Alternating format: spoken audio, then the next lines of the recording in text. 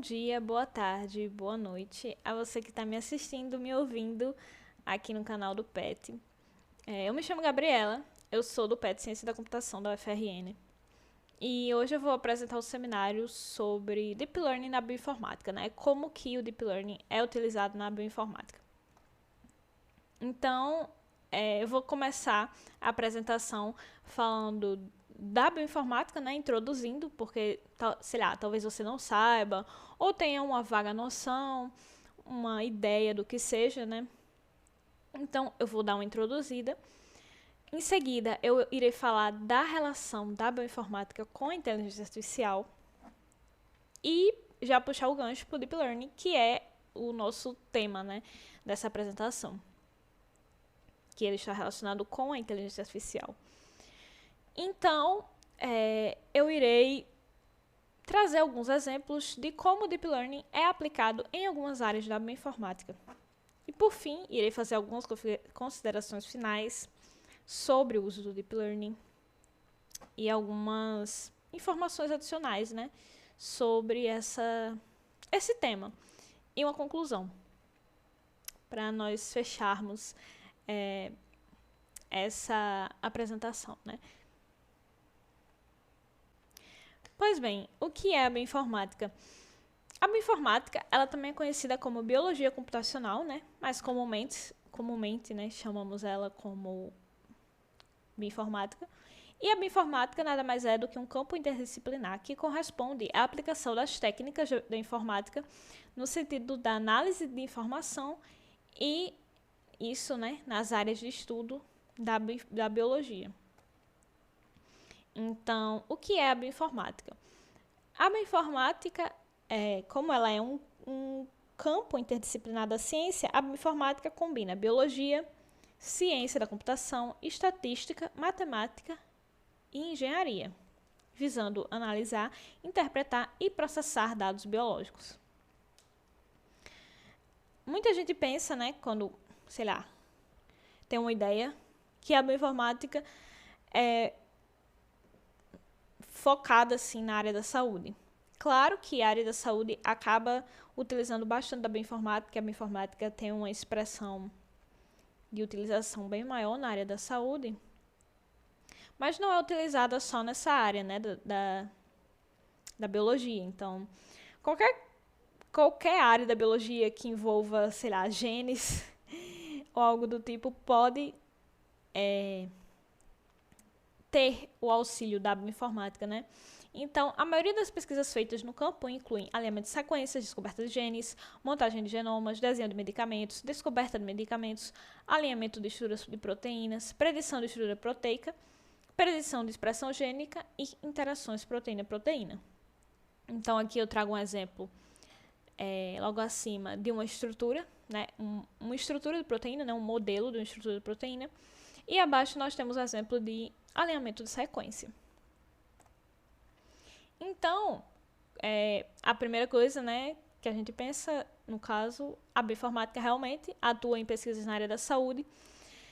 Por exemplo, foi bastante utilizada na pandemia, né, e bastante importante para análise de algumas coisas, né, relacionadas à pandemia. Também pode ser utilizada para análises filogenéticas. Aqui eu trago um exemplo também relacionado à pandemia, mas não necessariamente é só análises filogenéticas para, sei lá, vírus ou qualquer patógeno relacionado à área da saúde. Qualquer coisa que tenha uma história evolutiva, né? Qualquer ser vivo, nós podemos fazer análises filogenéticas com a bioinformática, né, para esses seres vivos no geral. Também pode ser utilizado em pesquisa na agricultura, como análise de metagenoma de solo ou melhoramento genético de plantas. E aqui eu trago um infográfico meio que resumindo o impacto da bioinformática no mercado global. Então, o mercado da bioinformática cresceu até 12 bilhões de dólares em 2020, o que significou um incremento de 21% desde 2014. E nós temos aqui, né, algumas tecnologias e serviços da bioinformática, como plataformas, ferramentas e conteúdos, né, que a bioinformática utiliza. alguns setores da bioinformática, como acadêmico, veterinário, médico e agrícola, e algumas aplicações, seja na farmacológica, metabolômica, genômica, transcriptômica, enfim. Pois bem, né?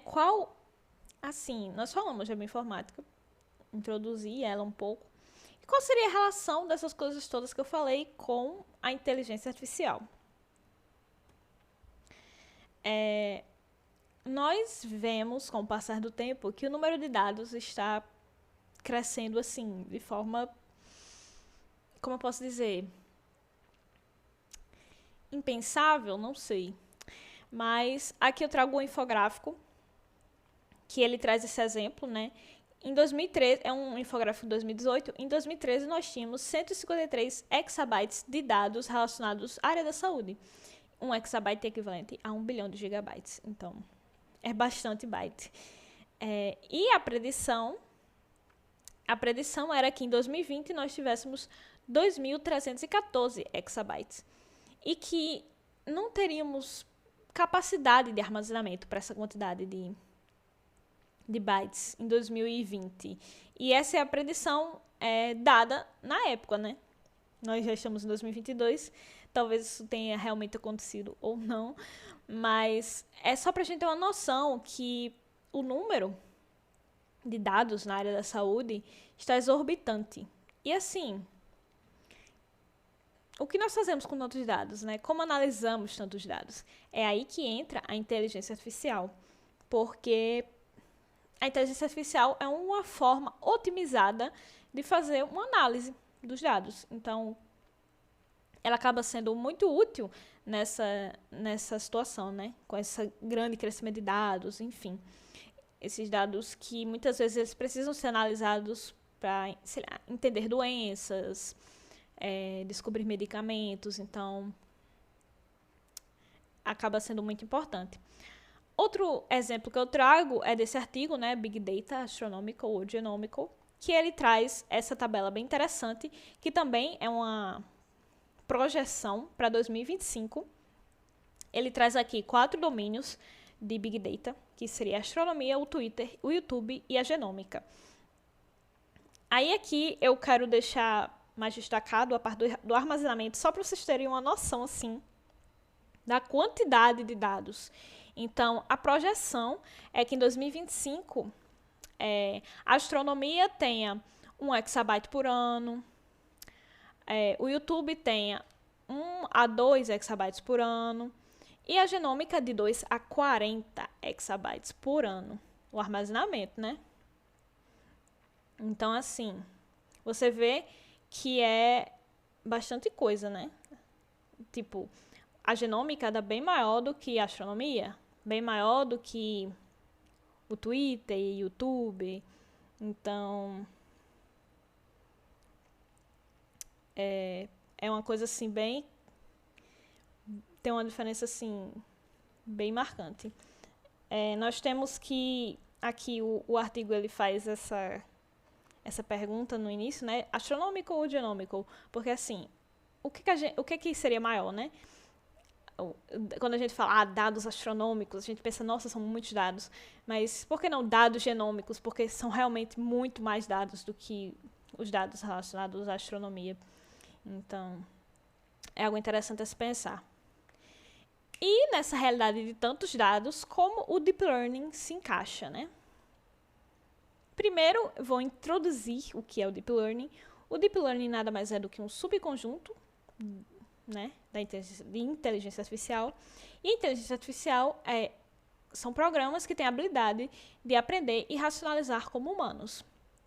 E o aprendizado de máquina é esse subgrupo da inteligência artificial, que seriam algoritmos com a habilidade de aprender sem ser explicitamente programado.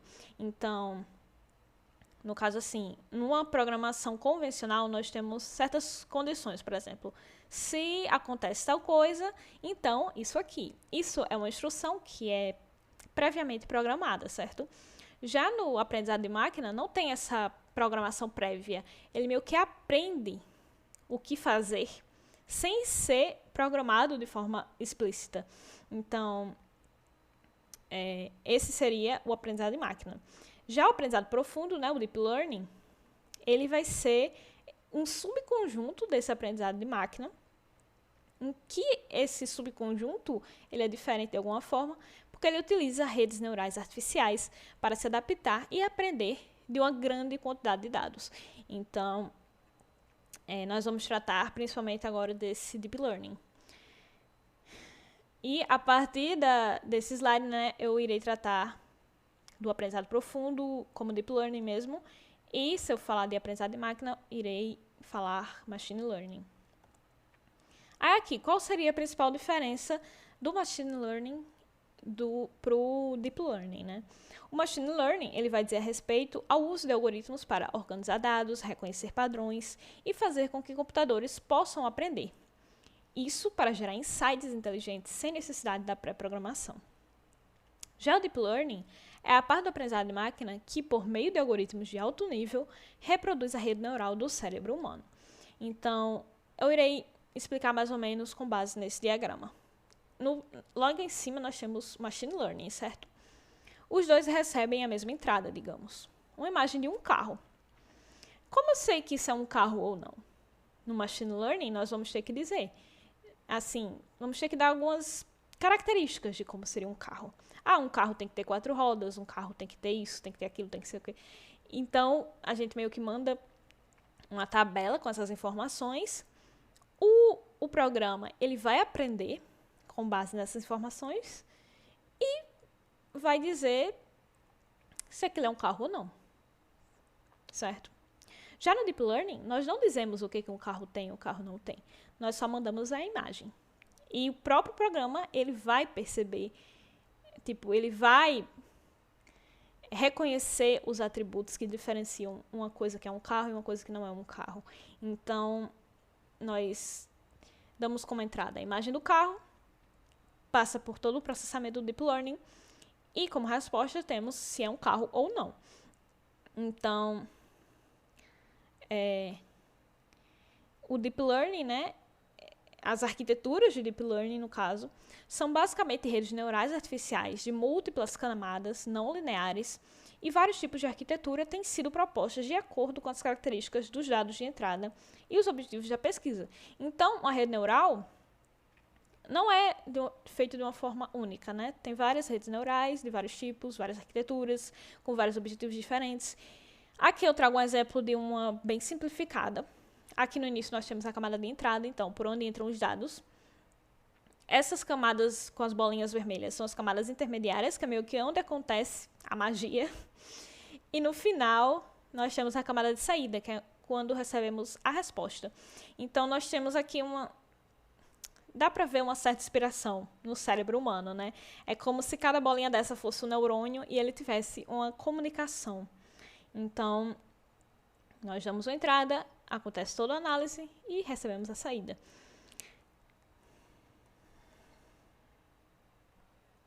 E ok, né? Falamos aqui de forma assim bem superficial o que seria o Deep Learning.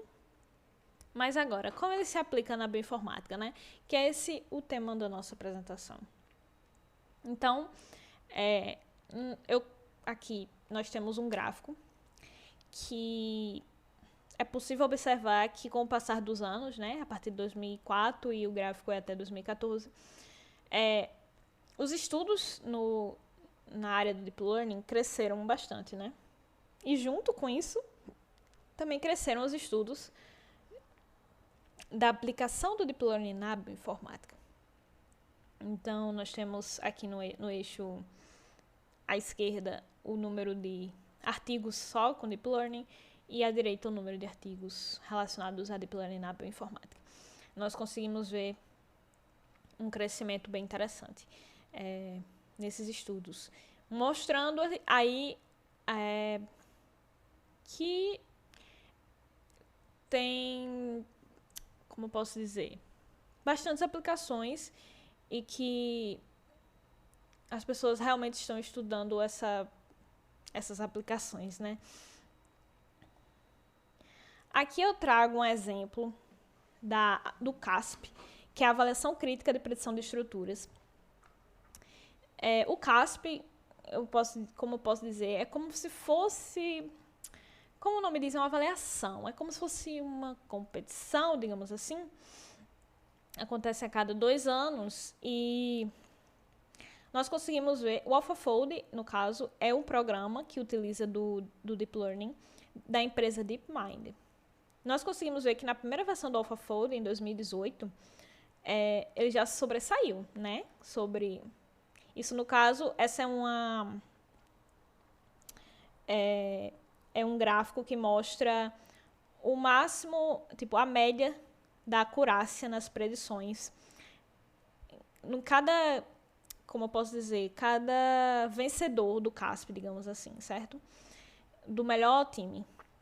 Então, em 2018, a gente vai ter o AlphaFold, a primeira versão, que já foi melhor do que os outros anteriores, certo? Já em 2020, já superou, assim, bastante o AlphaFold 2, né? A segunda versão, utilizando o Deep Learning. Então, essa é uma avaliação para predição de estruturas proteicas. Eu não sei se eu cheguei a falar isso, não devia ter falado. Mas a avaliação de predição de estruturas proteicas, que no caso são esses modelinhos lindos. E aqui eu trago dois exemplos de proteínas, né? O modelo assim verde, ele representa o resultado experimental dessa estrutura da proteína. E a parte em azul representa a predição computacional. Então, aqui nós conseguimos ver uma alta predição do AlphaFold 2, certo? Ele prediz de forma altíssima, assim, essa estrutura proteica, né? Isso é interessante de se observar. E aqui na primeira proteína, nós temos que foi mais ou menos 90% de acurácia. E na segunda, 93%. Então, assim, comparado aos outros anos, é uma predição computacional bastante interessante, certo? E aqui só para mostrar como que isso está crescendo com os anos, né? O uso do Deep Learning na bioinformática. Aí agora eu vou dar mais alguns exemplos do uso do Deep Learning na bioinformática em 3 áreas: na ômica, no processamento de imagens e na descoberta de medicamentos. Mas, primeiramente, o que é ômica? Ômica é um neologismo da língua inglesa, omics. Informalmente, se refere a um campo de estudo da biologia que termina em ômica. Então, pode ser genômica, proteômica, metabolômica. E a ômica, então, ela visa a caracterização coletiva e a quantificação de suprimentos de moléculas biológicas, que se traduzem em estrutura, função e dinâmica de um organismo, ou organismos. Ou seja, eu falei aqui um monte de coisa, mas aqui é um resumo, mais ou menos, do que seria essa ômica, né? Nós temos a genômica, que é relacionada ao DNA, então, envolvida com sequenciamento, genotipagem, enfim. A transcriptômica, que é relacionada ao RNA mensageiro, então, o estudo de padrões de expressão gênica. A proteômica, que é relacionada a proteínas, então, o estudo de síntese e estrutura de proteínas. E a metabolômica, que é o estudo dos metabólitos, que seria o estudo do perfil e a função desses metabólitos. Aí, como a ômica, ela se utiliza do Deep Learning. Nós pegamos, por exemplo, a sequência de DNA, a sequência... pode ser a sequência de DNA. Transformamos isso em alguns dados, né, que possam ser analisados para a rede neural. Colocamos esses dados na rede neural e, no final, obtemos uma resposta de alguma pergunta, dependendo da pesquisa, enfim. Aí aqui eu trago um exemplo bastante parecido com o que o AlphaFold 2 fez, que, no caso, é um artigo, que é um trabalho, né, que os autores, eles utilizaram de uma arquitetura de Deep Learning para fazer a predição da estrutura proteica. Então, em vermelho nós temos a estrutura predita pelo modelo, né, pela arquitetura. E em verde, a estrutura meio que de verdade, assim, como ela é realmente. Então, dá para ver que tem algumas semelhanças, certo? E isso é bastante interessante. agora da área de processamento de imagem. Nós temos que, em linhas gerais, o processamento de imagem consiste, né, na aplicação de algoritmos, principalmente para a execução de operações matemáticas, a dados biológicos e médicos, em geral coletados de um paciente por meio de sensores. Então, assim, que dados são esses, né? Seriam dados, por exemplo, de raio-x, de ultrassonografia, ressonância magnética. Então, dados de imagem esses. Mas podem ser também dados de sinais, por exemplo, eletrocardiograma, eletroencefalograma, essas coisas. Então, tudo isso pode ser analisado com o Deep Learning. Então, basicamente, aqui eu trago um exemplo de um artigo que utiliza do Deep Learning para fazer uma análise de imagens bastante interessante para a detecção de câncer. Então, aqui nós temos na imagem, na primeira linha, na segunda linha, né, que a primeira é como os nomes, mas na segunda, onde tem as imagens, as primeiras imagens, elas são as imagens de entrada, né?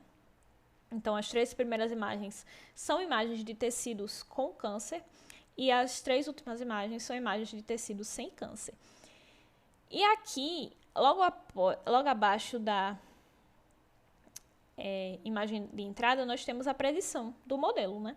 Então, o modelo previu que a primeira imagem era câncer, a segunda também e a terceira também. E também previu que as 3 últimas não eram câncer. Então, é uma predição que acerta bastante, né? E isso é bastante interessante para a análise do tecido. Então, imagine só, isso aqui, por exemplo, um paciente com câncer faz uma biópsia, aí o biomédico, não sei, vai analisar a biópsia e, digamos, sei lá, que o computador ele já analisa, entendeu? Então, é bastante interessante, bastante promissor e é um uso do Deep Learning, a análise de imagens. E agora também tem a descoberta de medicamentos, que a pesquisa e desenvolvimento de medicamentos passa por várias etapas. Antes do medicamento ser vendido, ele tem que ser testado, estudado de diversas formas. Então, tem todo um controle para isso. E a parte inicial da pesquisa e desenvolvimento de fármacos seria essa pesquisa de candidatos a fármacos. Então, nós temos, sei lá, alguns remédios que já existem. Como a gente sabe se esse remédio funciona para tal doença? Digamos que, sei lá, um remédio ele funciona para uma doença, mas, sei lá, nós queremos saber se ele funciona para essa nova doença aqui que apareceu. Então, de certa forma, tem que testar, né? Então, nós temos aí como primeiras etapas para o desenvolvimento do fármaco seria a bioinformática, os estudos in vitro e os estudos em vivo. Então, o Deep Learning, ele vai, obviamente, entrar na parte da bioinformática, né, que seriam os estudos in silico, e vai ser essa parte de analisar se aquele medicamento é interessante para estudar, etc. Porque, assim, já meio que adianta o trabalho, né? Em vez de você já colocar o medicamento para ser testado in vitro, você primeiro faz uma análise computacional para meio que como eu posso dizer, adiantar o trabalho mesmo, né? Então, aqui eu trago um exemplo de um trabalho do professor da UFRN e foi de um e-mail do boletim da UFRN que eu recebi, que fala assim: pesquisa desenvolve técnica de previsão entre fármaco e alvo utilizando aprendizagem profunda, que no caso seria o nosso Deep Learning, né? Aqui é o artigo desse trabalho e é um trabalho bem interessante. O professor da UFRN é o Marcelo Fernandes e o orientando dele é o Jackson Souza.